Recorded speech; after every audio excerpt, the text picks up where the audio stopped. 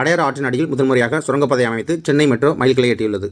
ஏற்கனவே நம்ம பார்த்துருக்கோம். இந்தியாவில் முதல் முறையாக சுரங்கப்பாதை அமைத்த ஆற்றுக்கடியில் மெட்ரோ ரயில் சேவை அப்படின்றது மேற்கு வங்காள மாநிலத்தில் கொல்கத்தாவில் உள்ள கூக்லி நதிக்கடியில் அப்படின்றத பார்த்துருக்கோம். தமிழ்நாட்டில் எந்த நதிக்கடியில் மெட்ரோ ரயில் சேவை சுரங்கப்பாதை திட்டம் மூலம் செயல்பட உள்ளது அப்படின்னு கேட்டாங்கன்னா அடையாறு ஞாபகம் வச்சுங்க. அதுவே வாட்டர் மெட்ரோ அப்படின்றது தனி, அது போட்டை குறிக்கும். அது கேரளாவில் தொடங்கப்பட்டிருக்கு. இந்திய ரூபாயில் கச்சா எண்ணெய் இது ரொம்ப முக்கியமான விஷயம். ஏன்னா அமெரிக்காவோட டாலர் மதிப்பை பயன்படுத்தி தான் இது வரைக்கும் இந்தியா கச்சா எண்ணெய் இறக்குமதியை செஞ்சுட்டு வருது. முதல் முறையாக ஐக்கிய அரபு அமீரகத்திடம் இந்திய ரூபாய் மதிப்பிலேயே கச்சா எண்ணெய் இறக்குமதி செய்யுது. அடுத்ததாக ஈரான் நாட்டில் இருந்தும் இந்திய ரூபாய் மதிப்பிலேயே கச்சா எண்ணெய் இறக்குமதி செய்யறதுக்கான ஒப்பந்தம் போயிட்டு இருக்கு. இப்போ ரூபாயை உலகளாவிய நாணயமாக மாற்ற வேண்டும் என்று நீண்ட காலமாகவே முயற்சித்து வரும் இந்தியாவுக்கு இது ஒரு மைல்கல். ஏன்னா உலக சந்தையில் இந்தியா மற்ற நாடுகளுடன் போடும் ஒப்பந்தத்திற்கு அமெரிக்காவோட டாலர் தான் பயன்படுத்திட்டு வருது. இந்தியாவோட ரூபாய் மதிப்பு உலகளாவிய சந்தை மதிப்பாக மாறினுச்சுன்னா இந்திய ரூபாய் மதிப்பு அதிகமாகும். உலக புகையிலை எதிர்ப்பு தினம் மே 31. இப்போ 2021 ஆண்டுக்கான கருப்பொருள் நமக்கு தேவை உணவு புகையிலை அல்ல. பள்ளிக்கல்வித்துறையில் லேப் டெக்னீஷியன் ஒரு போஸ்ட்டுக்கு எக்ஸாம் வந்தது. அது எப்போனா மே 31 நடந்தது. அப்போ அந்த எக்ஸாம் போன அன்னைக்கு தினத்துக்கு என்ன தினம் அப்படின்னு சொல்லிக்கிட்டு இருந்தாங்க. அப்போ புகையிலை எதிர்ப்பு தினம் கொஸ்டினாக வந்திருந்தது. நீங்கள் எந்த போட்டித்தேர்வுக்கு போனாலும் அன்னைக்கு என்ன தினம் அப்படின்றத பார்த்துட்டு போகிறது ரொம்ப நல்லது. புகையிலையை இந்தியாவிற்கு அறிமுகப்படுத்தியவர்கள் இது அடிக்கடி போட்டித்தேர்வில் கேட்ட கொஸ்டின். இதுக்கு டச்சுக்காரர்கள், பிரெஞ்சுக்காரர்கள், போர்ச்சுகீசியர்கள், ஆங்கிலேயர்கள் அப்படின்ட்டு ஆப்ஷனில் இருக்கும். போர்ச்சுகீசியர்கள் தான் சரியான பதில். புகையிலை உற்பத்தியில் தற்போதைக்கு முதலிடம் வகிக்கும் மாநிலம் குஜராத், 2ஆம் இடம் ஆந்திரா. இதற்கு முன்னாடி ஆந்திரா தான் ஃபஸ்ட் இடத்துல இருந்தது. இப்போ குஜராத் ஓவர்டேக் பண்ணிட்டு. மத்திய புகையிலை ஆராய்ச்சி நிறுவனம் இந்தியாவில் ஆந்திர பிரதேச மாநிலத்தில் உள்ள ராஜமகேந்திரவரத்தில் அமைந்துள்ளது. ஆர்மா மலைக்குகை இது அரவான் மலையில் இருக்குது. திருப்பத்தூர் மாவட்டம் ஆம்பூரில் இருந்து சுமார் 13 கிலோமீட்டர் தொலைவில் கரடுமுரடான பாதைகளை கொண்ட மலைப்பகுதியில் அமைந்துள்ள மலையாம்பட்டு அப்படின்ற கிராமம் இருக்குது. இங்கு சமணர்கள் வாழ்ந்த ஆர்மா குகை உள்ளது. இந்த குகை பழங்கால ஓவியங்களுக்காக அறியப்படுகிறது. இந்த குகையை பாதுகாக்கப்பட்ட நினைவுச் சின்னமாக இந்திய தொழில்துறையால் அறிவிக்கப்பட்டுள்ளது. மெட்டெக் மித்ரா மருத்துவ தொழில்நுட்ப கண்டுபிடிப்பாளர்களை கண்டுபிடிக்கவும் சுகாதார நலத்தீர்வுகளை மேம்படுத்தவும் மெட்டெக் மித்ரா அப்படின்ற வலைதளமும் செயலியும் தொடங்கப்பட்டுள்ளது. சுகாதாரம் மற்றும் குடும்ப நலத்துறை அமைச்சகம் சார்பில் இந்த செயலியும் வலைதளமும் அறிமுகப்படுத்தப்பட்டுள்ளது. இந்திய வம்சாவளி தமிழர்கள் இலங்கைக்கு குடிபெயர்ந்து 200 ஆண்டுகள் நிறைவு செய்ததையொட்டி தபால் தலை வெளியிட்ட மத்திய அரசு. பாஜக தேசிய தலைவர் JP நட்டா வெளியிட்ட தபால் தலையை இலங்கை கிழக்கு மாகாண கவர்னர் செந்தில் தொண்டைமான் பெற்றுக்கொண்டார். கடந்த 1800களில் இந்தியாவில் இருந்து ஏராளமான தமிழர்கள் இலங்கைக்கு தேயிலை தோட்ட வேலைக்காக அழைத்துச் செல்லப்பட்டனர். இவர்களில் பலர் அங்கேயே குடிபெயர்ந்தனர். அவ்வாறு இந்திய வம்சாவளி தமிழர்கள் இலங்கைக்கு குடிபெயர்ந்து சுமார் 200 ஆண்டுகள் கடந்துவிட்டன. பால்கன் 9 அமெரிக்காவில் SpaceX அப்படின்ற ஒரு தனியார் விண்வெளி ஆராய்ச்சி நிறுவனம் இருக்குது. அதோட ஒரு ராக்கெட் பெயர் தான் பால்கன் 9. இதில் என்ன ஒரு ஸ்பெஷல்னா உலகின் முதல் ரீயூசபிள் ராக்கெட், அதாவது மறு பயன்பாட்டு ராக்கெட் அப்படின்னு சொல்லலாம். இல்லை மீண்டும் பயன்படுத்தக்கூடிய ராக்கெட். அதாவது எப்பயுமே ஒரு சேட்டலைட் ராக்கெட் செலுத்துது அப்படின்னா செலுத்து வாகனம் இது அப்படியே போயிட்டே இருக்கும். லேயர் பை லேயராக எரிபொருள் தீர அந்த லேயர் பிரிஞ்சிடும். அப்படியே கடைசியில் சேட்டலைட் எடுத்து அனுப்பிட்டு இந்த ராக்கெட் எல்லாமே பிரிஞ்சு விண்வெளியிலேயே குப்பையாக மாறிடும். ஆனால் இந்த ராக்கெட் செயற்கைக்கோளை செலுத்திட்டு மீண்டும் பூமிக்கு வந்துடும். அப்போ ராக்கெட்டை மறுபடியும் தயாரிக்க வேண்டியதில்லை, அதுக்கான செலவு மிச்சப்படுத்திக்கலாம். டெஸ்லா எலக்ட்ரிக் கார் கம்பெனியோட நிறுவனரான எலான் மஸ்க் தான் இந்த SpaceX நிறுவனத்தோட நிறுவனர்களில் ஒருத்தர். இந்தியாவின் இஸ்ரோ நிறுவனம் அமெரிக்காவின் SpaceX நிறுவனத்தோட சமீபத்தில் ஒரு ஒப்பந்தம் போட்டிருக்கு. அதன்படி பால்கன் 9 ராக்கெட் மூலமாக இந்தியாவின் GSAT-20 செயற்கைக்கோளை ஏவ திட்டமிடப்பட்டுள்ளது. எலான் மஸ்கோட SpaceX நிறுவனத்தோட இந்தியாவின் இஸ்ரோ நிறுவனம் ஒப்பந்தம் செய்துள்ள முதல் ஒப்பந்தம் இதுதான். இஸ்ரோவுக்காக மத்திய அரசின் நியூ ஸ்பேஸ் இந்தியா நிறுவனம் தான் ஒப்பந்தம் செய்து அமெரிக்காவின் புளோரிடாவில் இருந்து இந்த செயற்கைக்கோள் விண்ணில் செலுத்தப்பட உள்ளது. உலகின் முதல் உப்பால் தயாரிக்கப்பட்ட பேட்டரியை கொண்ட எலக்ட்ரிக் கார், அதாவது உலக புகழ்பெற்ற கார் உற்பத்தி நிறுவனமான Volkswagen ஆதரவில் இயங்கும் JAC மோட்டார்ஸ் இது ஒரு சீன நிறுவனம். இந்த நிறுவனம் சோடியம் அயன் பேட்டரியை கொண்ட எலக்ட்ரிக் காரை அறிமுகம் செய்துள்ளது. பொதுவாக மின்சார வாகனம்னாலே லித்தியம் அயன் பேட்டரியை தான் யூஸ் பண்ணுவாங்க. ஆனால் லித்தியம் அயன் பேட்டரின்றது ரொம்ப காஸ்ட்லி. இந்த லித்தியம் அயன் பேட்டரி விலை அதிகமாக இருக்கிறனால தான் எலக்ட்ரிக் காரோட விலையும் அதிகமாக இருக்குது. அப்போ அதுக்கு மாற்று வழியில் இந்த சோடியம் அயன் பேட்டரி வந்துச்சுன்னா எலக்ட்ரிக் காரோட விலை குறையும் அப்படின்றதான் கணிப்பு. இனி வரும் போட்டித் தேர்வுகளில் நடப்பு நிகழ்வுகள் சம்பந்தமாக மாற்று எரிபொருள் சம்பந்தமாக ஒரு கொஸ்டின் கேட்க வாய்ப்பு இருக்குது.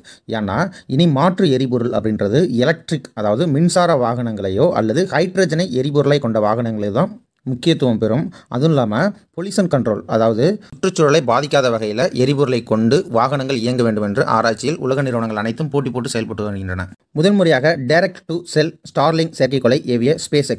எலான் மஸ்கோட SpaceX நிறுவனத்தின் ஸ்டார்லிங்க் அப்படின்ற ஒரு ப்ராஜெக்ட் உலகையே மாற்றி அமைக்க போகுது. ஏன்னா இப்போ நம்ம மொபைல் யூஸ் பண்ணிட்டு இருக்கோம்ல, இதுக்கு எல்லாமே சிக்னல் எங்கேருந்து வருது? ஒரு டவர் மூலமாக சிக்னலை யூஸ் பண்ணி நம்ம இன்டர்நெட் யூஸ் பண்ணுறோம். ஆனால் இந்த ஸ்டார்லிங்க் அப்படின்றது டவர் இல்லாமல் டைரெக்டாக சேட்டலைட் மூலமாகவே உங்களுக்கு சிக்னல் கிடைக்கும். அது மூலமே நீங்கள் இன்டர்நெட் யூஸ் பண்ணலாம். இதான் இதோட டெக்னாலஜி. இந்த ஸ்டார்லிங்க் ப்ராஜெக்டில் பல 100 செயற்கைக்கோள்களை குறைந்த புவி சுற்றுப்பாதை, அதாவது லோ எர்த் ஆர்பிட்டை சுற்றி வர மாதிரி செயற்கைக்கோள்கள் வடிவமைக்கப்பட்டிருக்கும். இதன் மூலமாக உலகிற்கே இன்டர்நெட் வசதியை கொடுக்கறதுக்கு எலான் மஸ்க் முயற்சி பண்ணிட்டு வராரு.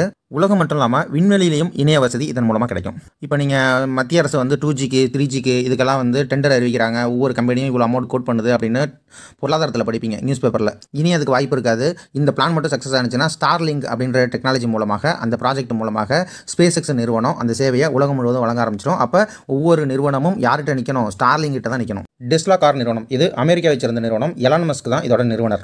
டெஸ்லா நிறுவனம் எலக்ட்ரிக் கார்களை மட்டும் தான் உற்பத்தி செய்து உலகின் முதல் ஆட்டோ பைலட் மோட் அப்படின்ற ஒரு டெக்னாலஜியை இந்த காரில் தான் யூஸ் பண்ணாங்க. ஆட்டோ பைலட் மோட் அப்படின்றதுக்கு தமிழில் தானுந்து.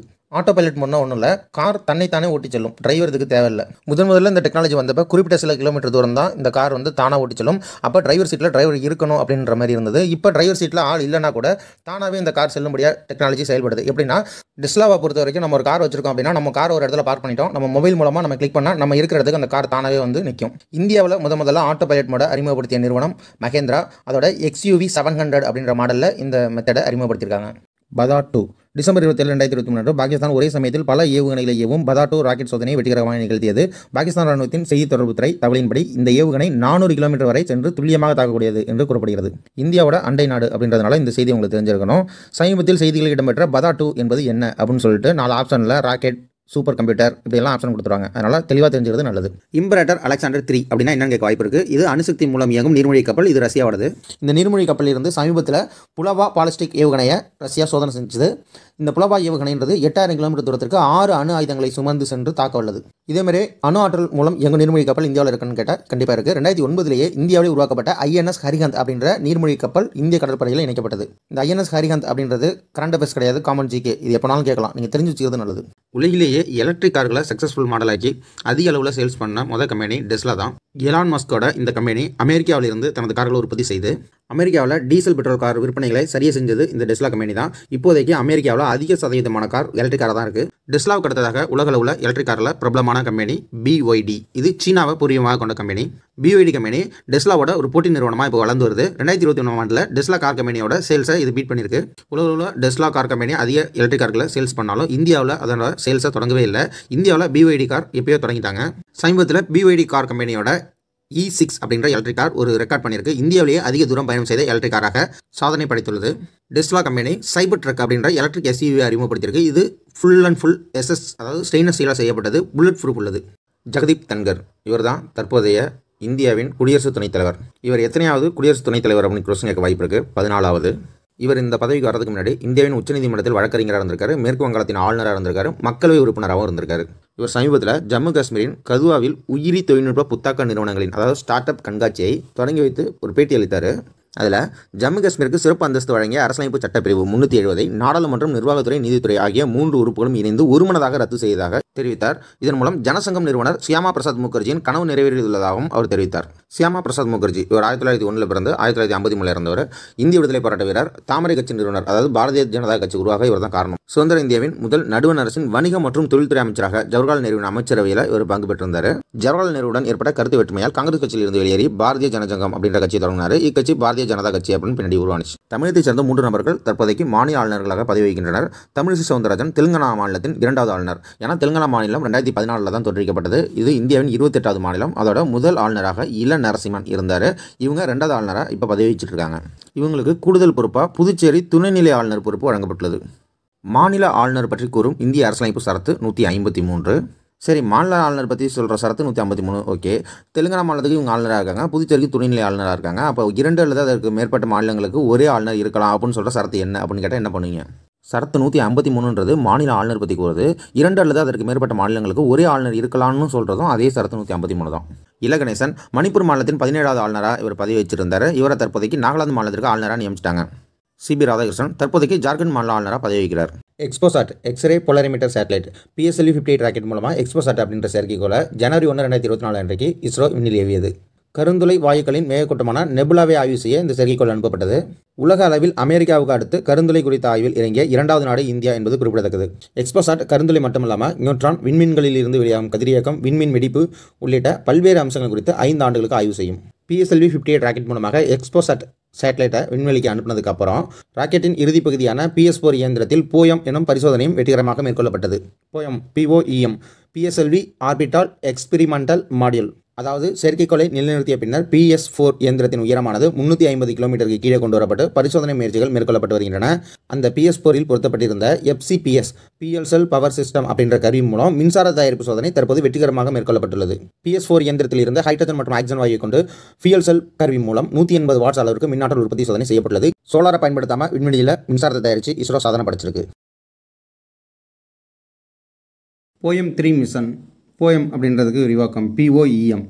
PSLV orbital experimental module 3. PSLV C58 திட்டத்தின் ஒரு பகுதியான போயம் 3 மிஷனானது கடந்த ஜனவரி 1ஆம் தேதி நிறைவேற்றப்பட்டதாகவும் இந்த மிஷன் நடைமுறையில் 0% குப்பைகளை சுற்றுப்பாதையில் விட்டுவிட்டதாகவும் இஸ்ரோ ஒரு அறிக்கையில் தெரிவித்துள்ளது. இஸ்ரோவின் ஸ்பேஸ் மிஷனானது துளி அளவு கூட விண்வெளியில் எந்த குப்பையையும் போடாமல் பூமியின் வளிமண்டலத்திற்குள் மீண்டும் நுழைந்துள்ளது. போயம் 3 மிஷன் அப்படின்னா என்னன்னா, எந்த ஒரு ராக்கெட் அனுப்பினாலும் அதோட பாகங்கள் விண்வெளியில் அப்படியே குப்பைகளாக உதிரி பாகங்கள் கைட்ட விண்வெளியில் மிதந்துக்கிட்டே இருக்கும். அப்படி எதுவுமே மிதக்காமல் பூமியோட வளிமண்டலத்துக்குள்ளே அந்த குப்பை வந்துட்டுனா அது பூமிக்கு வந்தடைஞ்சிடும். அப்போ விண்வெளியில் அந்த குப்பைகள் இருக்காது. இதுதான் இந்த திட்டத்தோட நோக்கம். இது வெற்றிகரமாக செயல்படுத்தப்பட்டுள்ளது. குடியரசு நெறிமுறை அப்படின்ற புத்தகத்தை எழுதினவர் ராம்நாத் கோவிந்த். த ரிபப்ளிக் எத்திக். இந்தியாவின் 14வது குடியரசுத் தலைவர் ராம்நாத் கோவிந்த் சமீபத்தில் ஒரே நாடு ஒரே தேர்தல் பற்றி ஆய்வு மேற்கொள்ள அமைக்கப்பட்ட குழுவின் தலைவராக இருந்தவர் ராம்நாத் கோவிந்த். இவர் இந்த குழுவோட அறிக்கையை தற்போதைய 15வது குடியரசுத் தலைவரான திரௌபதி முர்மு அவர்களிடம் சமர்ப்பிச்சிருக்காரு. நியூ இந்தியா அப்படின்ற புத்தகத்தை எழுதினது அன்னிபெசன்ட் அம்மையார். இவங்க the birth of new India அப்படின்னு புத்தகம் எழுதியிருக்காங்க. இவங்க இது மட்டும் இல்லாமல் நியூ இந்தியா காமன்வெல்த் அப்படின்ற 2 செய்தித்தாள்களையும் நடத்துகிறாங்க. பாலகங்காதர திலகரோட சேர்ந்து அன்னிபெசன்ட் அம்மையார் தான் ஹோம் ரூல் அப்படின்ற இயக்கத்தை நடத்தினது. அம்பேத்கர் எழுதிய நூல்கள் இந்திய தேசிய பங்கு வீதம், ரூபாயின் சிக்கல்கள், மூலமும் தீர்வும், கிழக்கிந்திய கம்பெனியின் நிர்வாகமும் நிதியும், பிரித்தானிய இந்தியாவின் மாகாணங்களின் நிதியின் பரிணாமம், அப்புறம் சாதி ஒழிப்பு அப்படின்னு ஒரு நூல் எழுதியிருக்காரு. அக்டோபர் 1, 2023 அன்று இணைய விளையாட்டுகள், சூதாட்ட விடுதிகள், குதிரை பந்தயம் உள்ளிட்டவற்றிற்கு 28% GST வரி வசூல் செய்யும் திருத்த சட்டம் நடைமுறைக்கு வந்தது. இந்தியாவில் இந்த GST வரியானது ஜூலை 1, 2017 அன்று முதலில் நடைமுறைக்கு வந்தது. GST கவுன்சில் மூலம் 0%, 5%, 12%, 18%, 28% என்ற 4 அடுக்கு வரிகள் தற்போதைக்கு நடைமுறையில் உள்ளது. 0% அப்படின்னா வரி கிடையாது. அப்போ 5, 12, 18, 28 அப்படின்ற 4 அடுக்கு வரிமுறைகள் தற்போதைக்கு நடைமுறையில் இருக்குது. 4 அடுக்கு வரிமுறைகள் அப்படின்னு சொன்னால் கூட 0.25% விலையுயர்ந்த கற்களுக்கு வரியாகவும், தங்கத்தின் மீது 3% GSTயும் வரி விதிக்கப்பட்டுள்ளது. நீங்கள் நகைக்கடைக்கு போய் தங்கம் வாங்கினீங்கன்னா 1.5% ஸ்டேட் GST SGSTயாகவும், 1.5% சென்ட்ரல் GST CGSTயாகவும் வசூல் பண்ணுவாங்க. இது மட்டும் இல்லாமல் சுங்க வரிகள், தங்க நகைகள் மீது சுங்க வரிகள் 10% தொடர்ந்து இருக்கும். தங்கத்தின் செய்கூலிக்கு 5% GST கூடுதல் கட்டணமாக விதிச்சுக்கலாம் அப்படின்னு சொல்லியிருக்காங்க. GSTயில் 3 வகையான வரிகள் வசூலிக்கிறாங்க. ஒன்றிய GST அப்படின்னா central goods and service tax CGSTன்னு சொல்லுவாங்க. மாநில GST state goods and service tax SGST அப்படின்னு சொல்லுவாங்க. மாநிலங்களுக்கு இடையேயான GST இன்டகிரேட்டட் GST அப்படின்னு சொல்லுவாங்க. மாநிலங்களுக்கு இடையில் நடைபெறும் விற்பனையின் மூலம் வரும் வருவாய் ஒன்றிய அரசால் வசூலிக்கப்படும். அப்படின்னா IGSTனா மத்திய அரசுக்கு தான் இந்த வரி போகுதுன்னு அர்த்தம். GST மசோதா முதலில் 2014 அரசியலமைப்பின் 122வது சட்ட திருத்த மசோதாவாக அறிமுகப்படுத்தப்பட்டது.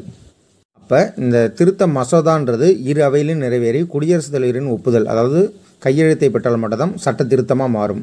அப்போ சட்ட திருத்தமாக மாறினது 101வது சட்ட திருத்தம். 101வது சட்ட திருத்தம் 2016 சரக்கு மற்றும் சேவை வரியை அறிமுகப்படுத்தியது. இந்த சரக்கு மற்றும் சேவை வரி நடைமுறைக்கு வந்த நாள் ஜூலை 1, 2017. ஒரே தேசம் ஒரே வரி என்ற அடிப்படையில் முழு நாட்டிற்கும் ஒரே வரியான மறைமுக வரி தான் GST. GST ஒரு நேர்முக வரியா மறைமுக வரியானா GST ஒரு மறைமுக வரி. இதை மதிப்பு கூட்டு வரி அப்படின்னு சொல்லலாம். உலகிலேயே GST வரிமுறையை முதலில் அறிமுகப்படுத்திய நாடு பிரான்ஸ். சரத்து 246A பொருட்கள் மற்றும் சேவைகளுக்கு வரி விதிக்க மாநிலங்களுக்கு அதிகாரம் உள்ளது என கூறுகிறது. சரக்கு மற்றும் சேவை வரி குழுவின் தலைவர் மத்திய நிதியமைச்சர். ஏன்னா இந்த கொஸ்டினை கேட்க வாய்ப்பு இருக்குது. சரக்கு மற்றும் சேவை குழுவின் தலைவர் யார்? பிரதமரா, குடியரசுத் தலைவரா, மத்திய நிதியமைச்சரா, இல்லை ஃபினான்ஸ் செக்ரட்டரியா? இப்படி கேள்வி கேட்டாங்கன்னா மத்திய நிதி அமைச்சர் அப்படின்றத ஞாபகம் வச்சுங்க. GST குழு சரத்து 279 கீழ் அரசியலமைப்பு அமைப்பாகும். அப்போ சரக்கு மற்றும் சேவை குழு எந்த ஆர்டிகளின் கீழ் அமைக்கப்பட்டது அப்படின்னு கேட்டிங்கன்னா 279A. இந்த GST குழுவின் பணிகள் என்னென்னா, சரக்கு மற்றும் சேவை வரி தொடர்பாக பிரச்சனைகளில் மத்திய மற்றும் மாநில அரசுகளுக்கு பரிந்துரைகளை வழங்குவது தான் இதோட நோக்கம். இந்த குழு ஒரு கூட்டாட்சி அடிப்படையில் தான் இயங்குது. ஏன்னா இதில் மாநிலங்களை சார்ந்த பிரதிநிதிகளும் இடம்பெறுவார்கள். இந்திய விண்வெளித்துறையை பொறுத்த வரைக்கும் திட்ட இயக்குனர் யார் அப்படின்னு சொல்லி கேள்வி கேட்க வாய்ப்புகள் இருக்குது. சந்திராயன் 1 திட்ட இயக்குனர் மயில்சாமி அண்ணாதுரை. சந்திராயன் 2 இதோட திட்ட இயக்குனர் முத்தையா வனிதா. இவங்க ஒரு பெண். இஸ்ரோவில் ஒரு பெண் முதலாக திட்ட இயக்குனராக இருந்தது இந்த திட்டத்துக்கு தான். சந்திராயன் 3 திட்ட இயக்குனர் வீரமுத்துவேல். மங்கள்யான் திட்ட இயக்குனர் சுப்பையா அருணன் செவ்வாய்க்கு ஆராய்ச்சி பண்ண அனுப்பப்பட்ட செயற்கைக்கோள். ஆதித்யா L1 திட்ட இயக்குனர் நிகர் சாஜி சூரியனை ஆராய்ச்சி செய்ய அனுப்பப்பட்ட செயற்கைக்கோள். மனிதர்களை விண்ணுக்கு அனுப்பும் இஸ்ரோவின் திட்டத்திற்கு பெயர் ககன்யான். ககன்யான் திட்டத்தின்படி 2024ஆம் ஆண்டு மத்தியில் ஆளில்லா சோதனை விண்கலம் விண்வெளிக்கு செலுத்தப்பட உள்ளது. அவ்விண்கலத்தில் அனுப்புவதற்காக வியோமாமித்ரா என்ற பெண் ரோபோ ஒன்றை இஸ்ரோ தயார் செய்துள்ளது. ககன்யான் திட்டத்திற்கு இஸ்ரோவின் அதிநவீன LVM-3 ராக்கெட்டை பயன்படுத்த திட்டமிடப்பட்டுள்ளது. அக்டோபர் 21, 2023ஆம் தேதி காலை 7 மணி முதல் 9 மணிக்குள் ஸ்ரீஹரிகோட்டாவில் இருந்து இந்த ககன்யான் திட்டத்திற்கு சோதனை ஓட்டம் நடைபெற உள்ளது. புவிசார் குறியீடு ஜியோகிராஃபிக்கல் இண்டிகேஷன். புவிசார் குறியீடு பட்டியலில் தமிழ்நாடு முதலிடம் பிடித்துள்ளது. தமிழ்நாடு முதலிடம், கர்நாடகா 2ஆம் இடம், உத்தரப்பிரதேசம் 3ஆம் இடம். அக்டோபர் 2023இல் தூத்துக்குடி மாவட்டம் உடன்குடி பனங்கற்பட்டிக்கு புவிசார் குறியீடு கிடைத்துள்ளது. இந்த பனங்கற்பட்டியோடு சேர்த்து மொத்தம் 60 பொருட்களுக்கு தமிழ்நாட்டில் புவிசார் குறியீடு கிடைத்துள்ளது.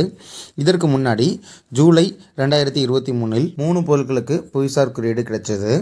திருவண்ணாமலை ஐடேரி கிராமத்தில் தயாராகும் நாமக்கட்டிக்கும், திருநெல்வேலி வீரநல்லூர் செடிப்புட்டா சேலைக்கும், கன்னியாகுமரி மட்டி வாழைப்பழத்துக்கும் புவிசார் குறியீடு கிடைச்சது. இந்திய புவிசார் குறியீடு. இந்தியாவில் புவிசார் குறியீடுகள் சட்டம், பதிவு மற்றும் பாதுகாப்பு சட்டம் 1999ஆம் ஆண்டு நிறைவேற்றப்பட்டது. செப்டம்பர் 2003இல் நடைமுறைக்கு வந்தது. இதன்படி தான் புவிசார் குறியீடு வழங்குறாங்க. இந்தியாவில் முதல்ல புவிசார் குறியீடு எந்த பொருளுக்கு வழங்கப்பட்டதுன்னா டார்ஜிலிங் தேயிலைக்கு வழங்கப்பட்டது. டார்ஜிலிங் மேற்கு வங்காளம் மாநிலத்தில் இருக்குது. புவிசார் குறியீடுன்றது 5 வகையான உற்பத்தி பொருட்களுக்கு அங்கீகாரம் கிடைக்கிது. உணவுப் பொருட்கள், வேளாண் பொருட்கள், கைவினைப் பொருட்கள், கைத்தறி பொருட்கள், இயற்கை பொருட்கள். புவிசார் குறியீட்டுனால என்ன பயன்னா, பாரம்பரியமாக ஒரு இடத்துல உற்பத்தி செய்கிற பொருட்களை கடைசி வரைக்கும் உற்பத்தி செய்ய வைக்கிறதுக்கும் அந்த முறையை அழிவிலிருந்து பாதுகாக்கிறதுக்கும் பயன்படுது. அப்புறம் இதனால என்ன பயன்னா, இந்த GI டேக் புவிசார் குறியீடு வழங்குறது மூலமாக அந்த பொருட்கள் வேறு இடத்துல தயாரிக்கப்பட்டு புவிசார் குறியீடு இல்லாத இடத்துல தயாரிக்கப்பட்டு விற்பனைக்கு வந்ததுன்னா அவங்க மேலே வழக்கு தொடர வாய்ப்பை ஏற்படுத்தி கொடுக்குது. அப்புறம் சமீபத்தில் நடந்திருக்கும், கேள்விப்பட்டிருப்பீங்க, பாஸ்மதி அரிசி அப்படின்றது பஞ்சாபில் உற்பத்தி ஆகுது. ஆனால் இதை அமெரிக்கா காப்பிரைட்ஸ் வாங்க ட்ரை பண்ணுச்சு. அப்போ ஒருத்தவங்களோட அறிவுசார் சொத்துரிமையை இன்னொருத்தவங்க திருடி பதிப்பிக்கிறத தடுக்கிறதுக்கு இந்த முறை பயன்படுது. மார்ச் 2023இல் தமிழகத்தில் 11 பொருட்களுக்கு புவிசார் குறியீடு வழங்கப்பட்டது. மணப்பாறை முறுக்கு, மார்த்தாண்டம் தேன், மயிலாடுதுறை தைக்கால் பிரம்பு வேலைப்பாடு, ஆத்தூர் வெற்றிலை, கம்பம் பன்னீர் திராட்சை, சோழவந்தான் வெற்றிலை, நகமம் காட்டன் சேலை, மயிலாடி கல் சிற்பம், சேலம் ஜவ்வரிசி, மானாமதுரை மண்பாண்டம், ஊட்டி வரிக்கி. தமிழகத்தை பொறுத்தவரை காஞ்சிபுரம் பட்டதான் முதலில் புவிசார் குறியீடை பெற்றது. இதற்கு சஞ்சீவ் காந்தி அப்படின்ற வழக்கறிஞர் தான் காரணமாக இருந்தார். புவிசார் குறியீடை பொறுத்த வரைக்கும் இவர் முக்கியமானவர். இந்தியாவின் முதல் பல்நோக்கு கடற்பாசி பூங்கா ராமநாதபுரம் மாவட்டம் திருப்பாலைக்குடி அருகே வளமாவூரில் அமைய உள்ளது. திட்ட மதிப்பு 127.71 கோடி ரூபாய். இதில் மத்திய அரசு 78.77 கோடி ரூபாயும், தமிழக அரசு 48.94 கோடி ரூபாயும், ஆக மொத்தம் 127.71 கோடி ரூபாய் செலவில் அமைய உள்ளது. பாக்சலச்சந்தை கடல் பகுதியில் உள்ள 6 மாவட்ட மீனவ பெண்கள் இந்த திட்டத்தின் மூலம் பயனடைவர்.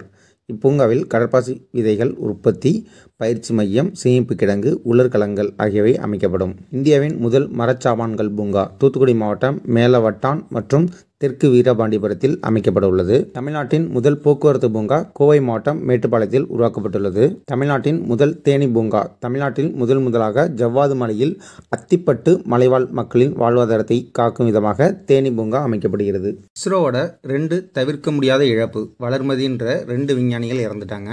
அதில் வளர்மதி இவங்க 2 செப்டம்பர் 2023 இறந்துட்டாங்க. அரியலூர் மாவட்டத்தை சேர்ந்தவங்க. இஸ்ரோவின் ரிசாட்-1 அப்படின்ற செயற்கைக்கோளின் திட்ட இயக்குனராக பணியாற்றியிருக்காங்க.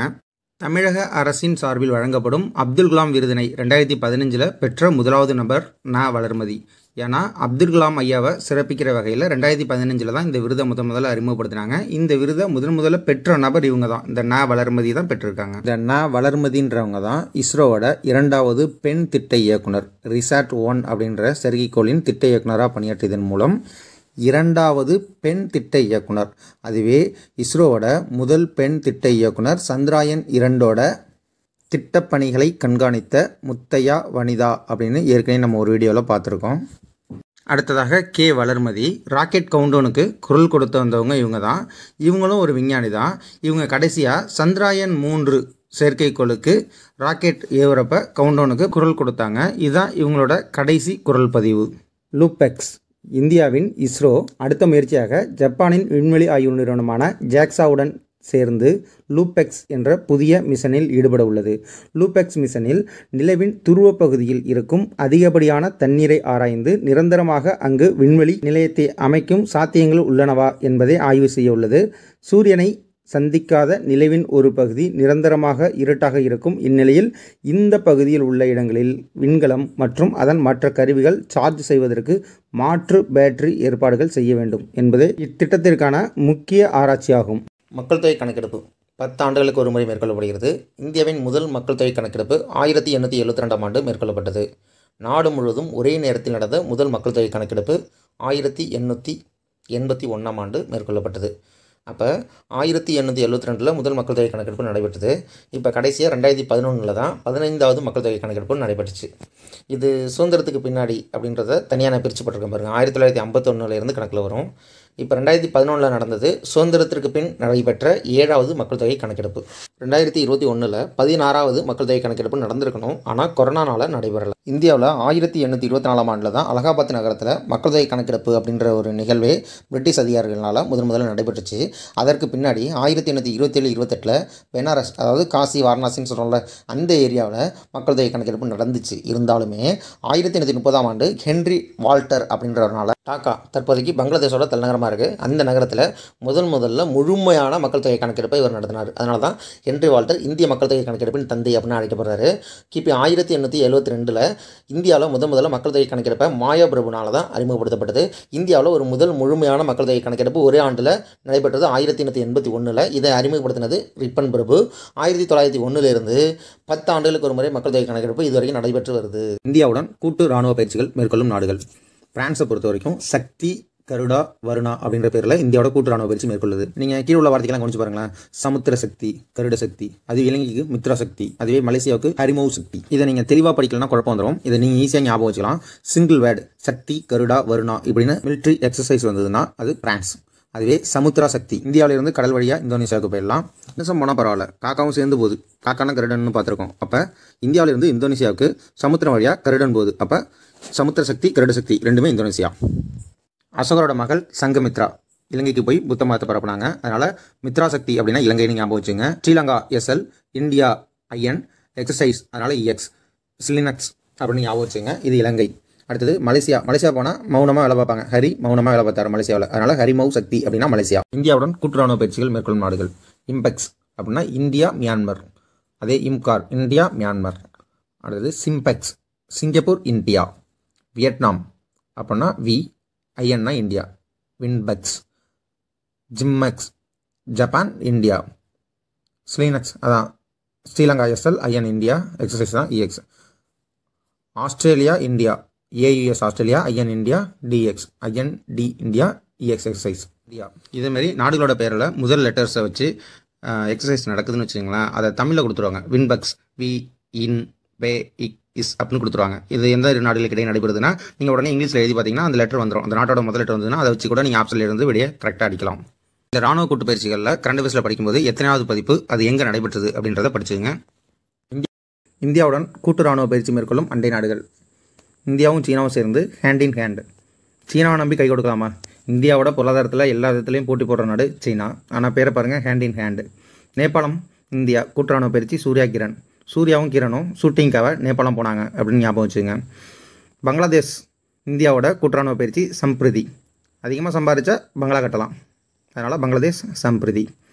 மாலத்தீவு இந்தியாவோட கூட்டுராணுவ பயிற்சி ஈகுவரின். ஈக்குவலாக மாலை இருக்கணும். கல்யாணத்தில் ஈக்குவலாக தானே 2 பேரும் மாலை மதிக்காங்க. அதனால் ஈகுவரின் ஈக்குவலாக மாலத்தீவு மாலை இருக்கணும். இந்தியாவுடன் கூட்டுராணுவ பயிற்சி மேற்கொள்ளும் நாடுகள். America youth Abhyas. இப்போ யூத் அபியாஸ் 19வது பதிப்பு இப்போ 2023 நடந்தது. அமெரிக்காவோட வஜ்ரா பிரகார் அப்படின்னு இந்தியா பயிற்சி மேற்கொள்ளுது. இங்கிலாந்தோட கொங்கணி, இந்திரா தனுஷ், அஜய் வாரியர். இந்திரா தனுஷ் அப்படின்றது ஒரு தடுப்பூசி திட்டமும் இருக்குது இந்தியாவில். இங்கிலாந்தோட கூட்டுராணுவ பயிற்சியும் இருக்குது. இந்திரா தனுஷ் அப்படின்னா இங்கிலாந்து, இந்திரா அப்படின்னா ரஷ்யா. அடுத்தது தாய்லாந்தோட சியாம் பாரத் மைத்ரி. சியாம் மை தாய் அப்படின்னு சொல்கிறாரு. அதனால் தாய்லாந்து சியாம் பாரத் மைத்ரி ஞாபகம் வச்சுங்க. கஜகஸ்தானோட இந்தியா பிரபால் டோஸ்டிக் அப்படின்னு பயிற்சி மேற்கொள்ளுது. கிர்கிஸ்தானோட கஞ்சர் அப்படின்னு பயிற்சி மேற்கொள்ளுது. மங்கோலியாவோட நாடோடி யானை நோமேட்டிக் எலிஃபண்ட் அப்படின்னு இந்தியா பயிற்சி மேற்கொள்ளுது. ஓமனோட அல் நாகா அப்படின்ற பேரில் பயிற்சி மேற்கொள்ளுது. சிசல்ஸோட லாமிட்டி அப்படின்னு பயிற்சி மேற்கொள்ளுது. ஜப்பானோட தர்ம காவலர் அப்புறம் ஜிம்மக்ஸ் அப்படின்ற பேரில் பயிற்சி மேற்கொள்ளுது. சிங்கப்பூரோட தடித்த குருச்சேத்திரம் சிம்பெக்ஸ் அப்படின்ற பேரில் இந்தியா பயிற்சி மேற்கொள்ளுது. நிசார் செயற்கைக்கோள் இது ஒரு இந்திய அமெரிக்கா கூட்டு முயற்சியில் தயாரிக்கப்படும் செயற்கைக்கோள். இதை GSLV Mark 2 இந்த GSLV Mark 2க்கு இப்போ பேர் மாற்றிட்டாங்க. லான்ச் வெஹிக்கிள் மார்க் அப்படி LVM-2 அப்படின்ற ஒரு ராக்கெட் மூலம் ஏவப்பட உள்ளது. இது சதீஷ் தவான் விண்வெளி மையத்திலிருந்து ஏவப்பட உள்ளது. இது எப்போ நடக்க போகுதுன்னா 2024 நடக்க போகுது. இதுக்கு 2 வகையான ரேடாரை பயன்படுத்துகிறாங்க. நாசா சார்பில் L பேண்ட் அப்படின்ற ஒரு ரேடாரும் இஸ்ரோ சார்பில் S பேண்ட் அப்படின்ற ஒரு ரேடாரும் பயன்படுத்துகிறாங்க. இரட்டை அலைவரிசைகளை பயன்படுத்தும் முதல் ரேடார் இமேஜிங் செயற்கைக்கோள் இதுதான். உலகின் மிக விலை உயர்ந்த புவி இமேஜிங் செயற்கைக்கோளும் இதுதான். எல்லா செயற்கைக்கோளுமே ஒரு ரேடாரை வச்சு தான் அனுப்புவாங்க. முதல்ல உலகத்திலேயே 2 ரேடாரை வச்சு பிளான் பண்ண செயற்கைக்கோள் இதுதான். நிசாரோட விரிவாக்கம் நாசா, அதிலிருந்து எண்ணும், இஸ்ரோவிலிருந்து ஐயும். சிந்தட்டிக் அப்பேச்சர் ரேடார் அப்படின்றது தான் நிசார். தமிழில் நாசா இஸ்ரோ செயற்கை துளை ரேடார் அப்படின்னு சொல்லலாம். ஒரு குறைந்த புவி சுற்றுவட்ட பாதையில் கண்காணிப்பு செயற்கைக்கோள் இது செயல்படுது. பூமியின் நிலம் மற்றும் பனிக்கட்டிகளின் உயரத்தை தொடர்ந்து ஆய்வு செய்து வரைபடமாக மேம்பட்ட ரேடார் இமேஜிங்கை உருவாக்கும். இது சுற்றுச்சூழல் சீர்குலைவுகளான பனிக்கட்டி சரிவு, பூகம்பங்கள், சுனாமிகள், எரிமலைகள், நிலச்சரிவுகள் போன்ற இயற்கை ஆபத்துகளை கண்காணிக்க பயன்படும். ஆபரேஷன் சக்ரா 2 2023 நடந்துச்சு. சிபிஐ அதிகாரிகள் ஆபரேஷன் சக்ரா 2 என்ற பெயரில் இணைய வழி நிதி மோசடி வழக்குகள் தொடர்பான 76 இடங்களில் சோதனை தொடங்கியுள்ளனர். 2022 இன்டர்போல் உள்ளிட்ட சர்வதேச அமைப்புகளுடன் இணைந்து 115 இடங்களில் ஆபரேஷன் சக்ரா 1 என்ற பெயரில் சோதனை நடத்தியது. ஆபரேஷன் சக்ரா அப்படின்னா சைபர் கிரைம், அதாவது ஆன்லைன் வழியாக நிதி மோசடியில் ஈடுபடுறவங்களை தடுக்கிறதுக்காக உள்ள ஒரு தடுப்பு நடவடிக்கை. இதை இந்தியா அமெரிக்காவின் FBI, இன்டர்போல், இங்கிலாந்தில் உள்ள தேசிய குற்றவியல் அமைப்பு, சிங்கப்பூர் போலீஸ் படை, ஜெர்மனியின் PKA போன்ற சர்வதேச அமைப்புகளுடன் இணைந்து செயல்படுது. அடுத்தது ஆபரேஷன் மேகச்சக்ரா. சிறுவர்கள் ஆபாசத்திற்கு எதிராக சமீபத்தில் நடத்தப்பட்ட CBI தலைமையிலான உலகளவிய நடவடிக்கைகளில் ஒன்றாகும். சிறுவர் பாலியல் துஷ்பிரயோக பொருட்கள், ஆன்லைன் புழக்கம், பதிவிறக்கம், பரிமாற்றம் ஆகியவற்றின் மீதான ஒழுங்குமுறைக்கான சர்வதேச அளவில் ஒருங்கிணைந்த செயல்பாடு. இந்த ஆபரேஷன் மேகச்சக்ரா அப்படின்றது 2021 ஆபரேஷன் கார்பன் என்ற பேரில் நடைபெற்றுச்சு. இது ரெண்டுமே ஒன்று தான். ஆபரேஷன் கார்பன் தான் இப்போ ஆபரேஷன் மேகச்சக்ரா அப்படின்னு ஞாபகம் வச்சுங்க. ஏன்னா இது ரெண்டுமே சிறுவர்கள் மீதான பாலியல் துஷ்பிரயோகம். இது இணைய வழியில் நடக்கிறத தடுக்கிறதுக்கான ஒரு திட்டம். நீல நிற ஆதார் அட்டை 2018 ஆண்டு மத்திய அரசு நீல நிற ஆதார் அட்டையை அறிமுகப்படுத்தியது. இது 5 வயதிற்கு உட்பட்ட குழந்தைகளுக்காக சிறப்பாக வடிவமைக்கப்பட்டுள்ளது. 5 வயதிற்கு உட்பட்ட குழந்தைகள் பயோமெட்ரிக் தரவுகளை வழங்க தேவையில்லை. பெற்றோரின் ஆதார் எண்ணை குறிப்பிட்டு நீல நிற ஆதார் அட்டையை பெற்றுக்கொள்ளலாம். அந்த குழந்தைக்கு 5 வயது முடிந்ததும் அதனுடைய 10 விரல்கள், கண், கருவிழி மற்றும் புகைப்படத்தை ஆதாரில் அப்டேட் செய்ய வேண்டும். ஏனென்றால் குழந்தைகள் 5 வயதுக்கு மேல் போனால் அந்த நீல நிற அடையாள அட்டை செல்லாது. 15 வயதில் பயோமெட்ரிக் விவரங்களை அப்டேட் செய்வது இலவசம். பிறந்த குழந்தைக்கு கூட நீல நிற ஆதார் அட்டைக்கு விண்ணப்பிக்கலாம். இதற்கு குழந்தையின் பிறந்த சான்று, மருத்துவமனையிலிருந்து டிஸ்சார்ஜ் ஆன ரசீதி ஆகியவை தேவை. பொதுவாக ஆதார் கார்டில் 12 இலக்க எண்கள் ஆதார் அட்டை ஆணையத்தின் மூலம் வழங்கப்படுகிறது. யுடை அமைப்பின் கீழ் தான் ஆதார் சேவை வழங்கப்படுது. யுடை அப்படின்னா unique identification authority of India.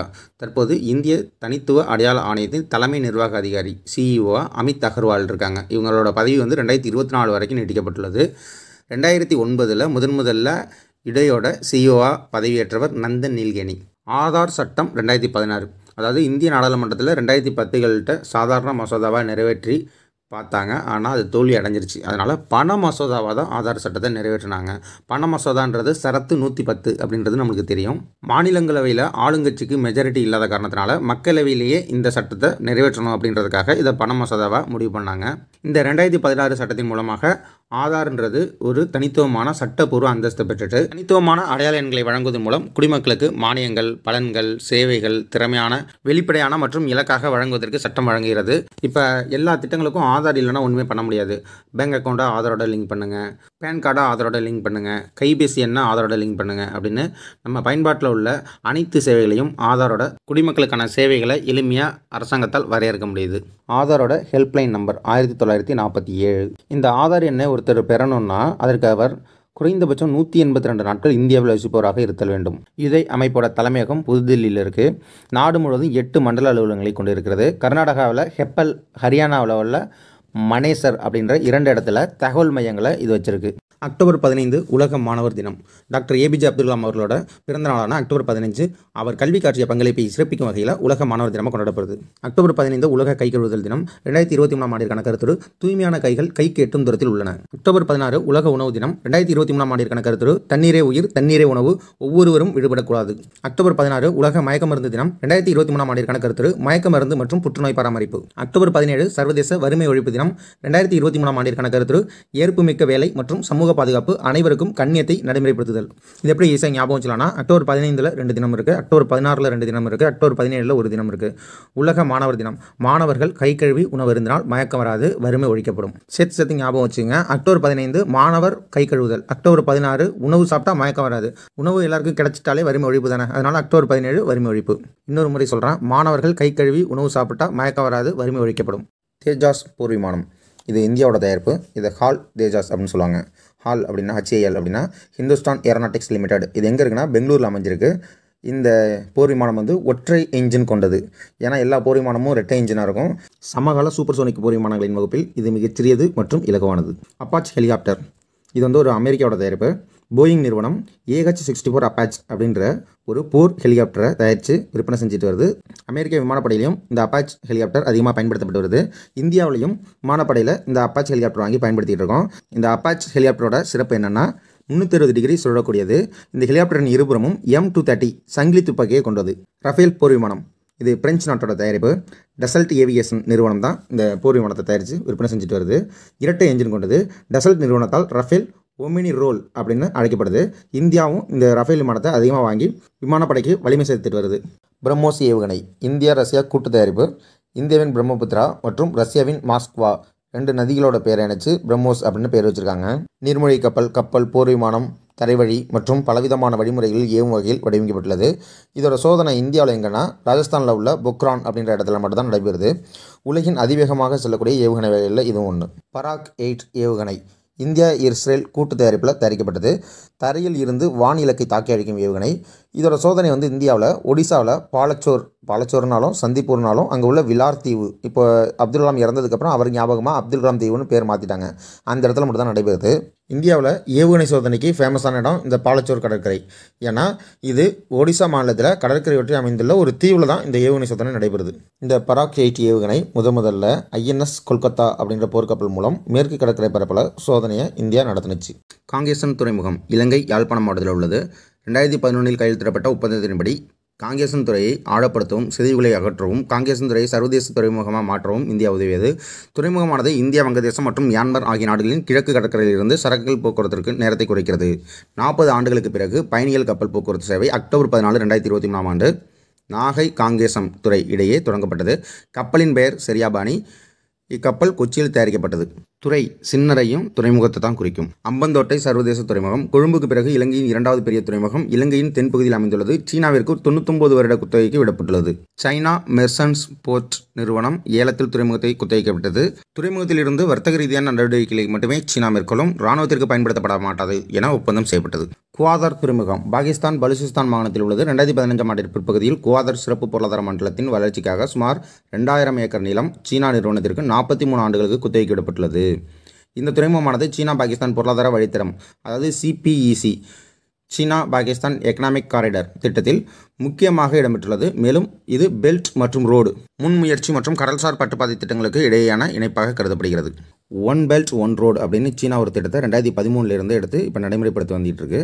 ஐரோப்பா நாடுகள் மற்றும் தெற்காசிய நாடுகளோட வர்த்தக ரீதியான சாலை மற்றும் கடல் வழி பாதைகளை அமைக்கிறது தான் இந்த திட்டத்தோட நோக்கம். இதை வந்து பட்டுப்பாதை திட்டம் அப்படின்னு சொல்லுவாங்க. அதன் அடிப்படையில் தான் இலங்கையில் ஒரு துறைமுகமும் பாகிஸ்தானில் ஒரு துறைமுகமும் எடுத்து சீரமைச்சு அது குத்தகைக்கு பெற்றிருக்கு. இது வந்து இந்தியாவை எதிர்க்கிற நாடாக இருக்கிறதுனால இது ஒரு இந்தியாவுக்கான அச்சுறுத்தலும் கூட தான். சபஹார் துறைமுகம் இது ஈரானில் இருக்குது. சாகித் கலந்தரி மற்றும் சாகித் பெஹஸ்டி என்ற 2 தனித்தனி துறைமுகங்களை கொண்டுள்ளது. 2016 இந்தியாவும் ஈரானும் இருதரப்பு ஒப்பந்தத்தில் கையெழுத்திட்டன.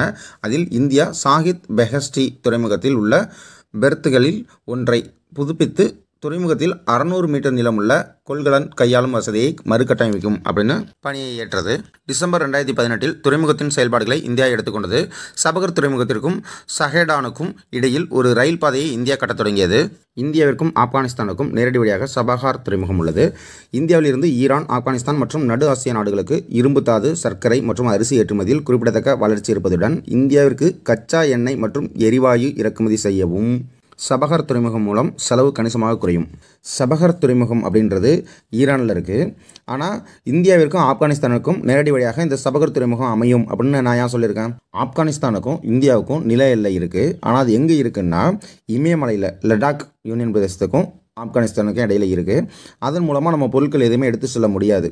அதனால நம்ம கடல் வழியாக தான் ஆப்கானிஸ்தானை தொடர்பு கொள்ள முடியும். ஆனால் பாகிஸ்தானுக்கும் நம்மளுக்கும் நல்ல உறவு இல்லாதனால பாகிஸ்தானோட நில வழியையோ அல்லது கடல் துறைமுகத்தையோ நம்மளால் பயன்படுத்த முடியலை. அதனால் அதற்கு அடுத்த நாடான ஈரானில் உள்ள சபகர் துறைமுகத்தை நம்ம கட்டமைச்சு அதன் மூலமாக ஆப்கானிஸ்தான், துர்க்மெனிஸ்தான் மற்றும் பாரசீக வளைகுடா நாடுகளோட நம்ம வணிக தொடர்பை கொள்கிறோம். ஆப்கானிஸ்தானோட நம்ம ஏன் தொடர்பு கொள்ளணும்னா இந்தியாவோட அண்டை நாடு, இது தீவிரவாதத்தினால அதிகமாக பாதிக்கப்பட்ட நாடு. அதனால் ஆசியாவின் இதயம் அப்படின்னு சொல்லி ஆப்கானிஸ்தானுக்கு டெவலப்மெண்ட்டுக்காக ஒரு 14 நாடுகள் கூட்டமைப்பு வச்சிருக்கு. இந்த ஆசியாவின் இதயம் அப்படின்னு ஆப்கானிஸ்தானுக்கு உதவி செய்கிறதுக்கு இஸ்தான்புல் செயல்முறை அப்படின்றத ஒப்பந்தத்தில் எல்லா நாடுகளும் கையெழுத்திட்டுச்சு. அதில் இந்திய நாடு ஒன்று. ஆப்கானிஸ்தான் நாட்டிற்கு நாடாளுமன்ற கட்டிடத்தை இந்தியா தான் கட்டி கொடுத்துச்சு. 6வது ஆசியாவின் இதயம் மாநாடு 2016ஆம் ஆண்டு இந்தியாவில் நடைபெற்றது. இந்திய ஈட்டி எறிதல் விளையாட்டு வீரர்கள் 3 பேர் முக்கியமான நம்ம தெரிஞ்சிருக்கணும். நீரஜ் சோப்ரா, கிஷோர் குமார் ஜனா, டிபி மனு. 19வது உலக தடகள சாம்பியன்ஷிப் போட்டி ஹங்கேரி தலைநகர் புடாபெஸ்டில் நடைபெற்றது. இறுதிச் சுற்றில் இந்திய வீரர்கள் நீரஜ் சோப்ரா, கிஷோர் குமார் ஜனா, டிபி மனு ஆகியோர் இடம்பெற்றிருந்தனர். ஹரியானா மாநிலத்தைச் சேர்ந்தவர் நீரஜ் சோப்ரா. இவர் அதிகபட்சமாக 88.17 மீட்டர் தூரத்திற்கு ஈட்டி எறிந்து தங்கப்பதக்கத்தை கைப்பற்றினார். இதன் மூலம் உலக தடகள வரலாற்றில் தங்கம் வென்ற முதல் இந்தியர் என்ற மகத்தான சாதனையை படைத்தார். கிஷோர் குமார் ஜனா 5வது இடத்தையும் டிபி மனு 6வது இடத்தையும் பிடித்தனர். சீனாவின் ஹாங்சோவில் சமீபத்தில் முடிவடைந்த 19வது ஆசிய விளையாட்டுப் போட்டியில் 87.54 மீட்டர் தூரம் ஈட்டியறிந்து வெள்ளி பதக்கத்தை வென்றார் கிஷோர் ஜனா. இதன் மூலம் 2024 பாரிஸ் ஒலிம்பிக்கில் தனது இடத்தை தக்கவைத்துக் கொண்டார். கிஷோர் ஜனா அல்லது கிஷோர் குமார் ஜனா அப்படின்னு இவர் பேர் இருக்குது. இவர் ஒரிசா மாநிலத்தைச் சேர்ந்தவர். டிபி மனு இவர் கர்நாடகா மாநிலத்தைச் சேர்ந்தவர். ஈட்டி எறிதல் அப்படின்னா ஜாவ்லின் த்ரோ அப்படின்னு சொல்லுவாங்க. நண்டு தின்னி அல்லது நண்டு உழவு இது ஒரு நீர் பறவை. இதை நண்டு மட்டும் தான் தின்னும். இது வலசை போதல் மூலமாக நம்ம தமிழ்நாட்டுக்கு நிறைய அந்த பறவைகள் வருது. அதுலேயும் குறிப்பாக கோடியக்கரை, வேதாரண்யம் அருகில் உள்ள கோடியக்கரையில் இதோட இனப்பெருக்க பகுதியில் கண்டுபிடிக்கப்பட்டுள்ளன. எப்பயும் இந்த பறவை வலசை தான் வந்துட்டு போகுதுன்னு கணிப்பாளர்கள் பார்த்துட்டு இருந்தாங்க. முதல் முறையாக இனப்பெருக்க பகுதியில் கண்டுபிடிக்கப்பட்டது. ஏன்னா இந்த பறவை பாகிஸ்தான், தீபகற்ப இந்தியா, அந்தமான், நிக்கோபர் தீவு, லட்சத்தீவு, வட இலங்கை, மாலத்தீவு ஆகிய நாடுகளுக்கு குளிர்காலங்களில் வருகை புரியும். இது வங்கதேச பகுதியில் சுற்றித் திரியும். வங்கதேசத்திலிருந்து தான் மற்ற நாடுகளுக்கு இந்த பறவை பயணிக்குது. விழுப்புரம் மாவட்டத்தில் தாளகிரி எனப்படும் பனைமலையில் பல்லவர் காலத்தில் கட்டப்பட்ட புகழ்பெற்ற தாளகிரீஸ்வரர் கோயில் அமைந்துள்ளது. இதில் தாள் அப்படின்னா பனைமரத்தை குறிக்கும். இந்த கோயிலில் பல்லவர்கால ஓவியங்கள் கண்டுபிடிக்கப்பட்டுள்ளன. ராஜசிம்மன் என்று அழைக்கப்படும் 2ஆம் நரசிம்ம பல்லவன் ஆட்சி காலத்தில் தான் இந்த கோயில் கட்டப்பட்டது. இது மட்டும் இல்லாமல் இவர் மாமல்லபுரம் கடற்கரை கோயில், காஞ்சி கைலாசநாதர் கோயில் ஆகிய கோயில்களை கட்டியிருக்காரு. பனைமலை தாளகிரீஸ்வரர் கோயிலில் சிவபெருமானின் நடனம், பார்வதி தேவியின் முகம் ஆகியவை இடம்பெற்றுள்ளன. கிபி 7ஆம் நூற்றாண்டைச் சேர்ந்த இந்த ஓவியங்களை 1950இல் பிரெஞ்சு பேராசிரியர் மூவோ துப்ராய் அவர்கள் தான் கண்டறியப்பட்டு வெளியுறவுக்கு தெரிய வந்தது. இன்ன வரைக்கும் இந்த ஓவியங்கள் பராமரிக்கப்படவில்லை. கூட்டுறவு நிறுவனங்களின் தயாரிப்புகளை சந்தைப்படுத்த கூட்டுறவு சந்தை கோப் பஜார் என்ற மொபைல் ஆப் அறிமுகம் செய்யப்பட்டுள்ளது. கூட்டுறவு நிறுவனங்களால் தயாரிக்கப்படும் தரமான பொருட்களை நுகர்வோருக்கு நியாயமான விலையில் கிடைக்க விற்பனை செய்யும் வகையில் வேளாண்மை உற்பத்தியாளர்கள் கூட்டுறவு விற்பனை சங்கங்கள், நுகர்வோர் கூட்டுறவு மொத்த விற்பனை பண்டகசாலைகள் மற்றும் தொடக்க கூட்டுறவு பண்டகசாலைகள் ஆகியவற்றின் மூலமாக விற்பனை செய்ய கோப் பஜார் செயலி 6/7/2023 அன்று அறிமுகப்படுத்தப்பட்டது. சாலைகளின் நிலை குறித்து புகார் அளிக்க நம்ம சாலை செயலி அமைச்சர் உதயநிதி அறிமுகம் செய்தார். நம்ம சாலை செயலி மூலம் நெடுஞ்சாலைத்துறையால் பராமரிக்கப்படும் சாலைகளில் ஏற்படும் பள்ளங்கள் குறித்து மக்கள் GPS மற்றும் புகைப்படங்களுடன் புகார்களை பதிவேற்றம் செய்யலாம். பதிவேற்றம் செய்யப்பட்ட விவரம் அச்சாலைக்குரிய பொறியாளருக்கு செயலி வாயிலாக தெரிவிக்கப்பட்டு குறித்த காலக்கெடுக்குள் பள்ளங்களை செப்பனிட நடவடிக்கை எடுக்கப்படும். மேலும் பேரிடர் காலங்களில் மரம் விழுதல், வெள்ளப்பெருக்கு போன்றவை குறித்தும் புகார்கள் அளிக்க ஏதுவாக செயலி உருவாக்கப்பட்டுள்ளது. சராஸ் மொபைல் செயலி சுய உதவி குழுக்களின் பெண்களால் தயாரிக்கப்படும் பொருட்களுக்கான சந்தைப்படுத்த உருவாக்கப்பட்டது. தீனதயாள் அந்தியோதய யோஜனா தேசிய கிராமப்புற வாழ்வாதார இயக்கம் DNRLM இச்செயலை அறிமுகப்படுத்தியது. இந்த சராஸ் மொபைல் செயலின்றது மத்திய அரசு திட்டத்தின் மூலம் அறிமுகப்படுத்தப்பட்ட ஒரு செயலி. தற்போது மத்திய தலைமை தகவல் ஆணையராக ஹீராலால் சமாரியா பதவியேற்றுள்ளார். மத்திய தகவல் ஆணையத்தின் 12வது தலைமை தகவல் ஆணையர் இவர். மத்திய தகவல் ஆணையத்தின் தலைமை பொறுப்பிற்கு வந்துள்ள முதல் தலித்து சமூகத்தினரும் இவர்தான். பதவியேற்கும் நாளில் இருந்து 5 ஆண்டுகள் அல்லது 65 வயது வரை தலைமை தகவல் ஆணையர் மற்றும் தகவல் ஆணையர்கள் பதவி வகிப்பார்கள். பிரதமர், மக்களவை எதிர்க்கட்சித் தலைவர் மற்றும் பிரதமரால் நியமிக்கப்படும் மத்திய அமைச்சர் உள்ளிட்டோரின் பரிந்துரையின் அடிப்படையில் மத்திய தகவல் ஆணையரை குடியரசுத் தலைவர் நியமிக்கிறார். மத்திய தகவல் ஆணையம் தலைமையிடம் புதுடில்லியில் இருக்கு. நிறுவப்பட்ட ஆண்டு 2005. தகவல் அறியும் உரிமைச் சட்டம் 2005 கீழ் 12/10/2005 அன்று மத்திய தகவல் ஆணையம் உருவாக்கப்பட்டது. சிஐசி ஒரு சட்டப்பூர்வ அமைப்பு, சென்ட்ரல் இன்ஃபர்மேஷன் கமிஷன். மத்திய தகவல் ஆணையன்றது ஒரு அரசியலமைப்பு அமைப்பு கிடையாது. ஏன்னா தேர்தல் ஆணையன்றது ஒரு அரசியலமைப்பு அமைப்பு. சரத்து 324 தேர்தல் ஆணையம் பற்றி கூறுது. அது மாதிரி இதுக்கு விதிகள் கிடையாது. இது ஒரு சட்டப்பூர்வ அமைப்பு. 2005 இயற்றப்பட்ட சட்டத்தின் விதிகளின் மூலம் தான் இந்த மத்திய தகவல் ஆணையம் செயல்படுது. பிரதமரால் பரிந்துரைக்கப்பட்டு குடியரசுத் தலைவரால் நியமிக்கப்பட்ட முதன்மை தகவல் ஆணையர், அதாவது தலைமை தகவல் ஆணையர் மற்றும் 10 தகவல் ஆணையர்களும் பதவி வகிக்கின்றனர். இதை 1+10 அப்படின்னு சொல்லலாம். இது மத்தியிலையும் மத்திய தகவல் ஆணையம் இப்படி தான் இருக்குது. மாநில தகவல் ஆணையமும் 1+10 தான். மாநிலத்தை பொறுத்த வரைக்கும் ஆளுநர்களால் தகவல் ஆணையர்கள் நியமிக்கப்படுகின்றனர். மத்திய தகவல் ஆணையமானது மத்திய பணியாளர்கள், பொதுமக்கள் குறைகள் மற்றும் ஓய்வூதியம் அமைச்சகத்தின் கீழ் செயல்படுகிறது. குடிமக்கள் தகவல் பெறும் உரிமைச் சட்டம் 2005 கீழ் எந்த அரசு அமைப்பிடமிருந்தாவது தகவல் பெறுவதில் தடங்கள் இருந்தால் அதனை களைவது இவ்வமைப்பின் பணியாகும். தகவல் அறியும் உரிமைச் சட்டத்தின் மூலம் நம்ம தகவல் பெறணும் அப்படின்னா ₹10 பணமாகவோ, வங்கி வரவோலையோ அல்லது அரசு செலுத்திச்சிட்டு ஸ்டாம்ப் ஃபீஸ் ₹10 அந்த ஸ்டாம்பாவோ நம்ம ஒட்டி அந்த விண்ணப்பத்தில் கொடுக்கணும். அப்படி மனுதாரர் வறுமை கோட்டிற்கு கீழே உள்ள நபராக இருந்தால் எவ்வித கட்டணமும் அவரிடம் வசூலிக்கப்பட மாட்டாது.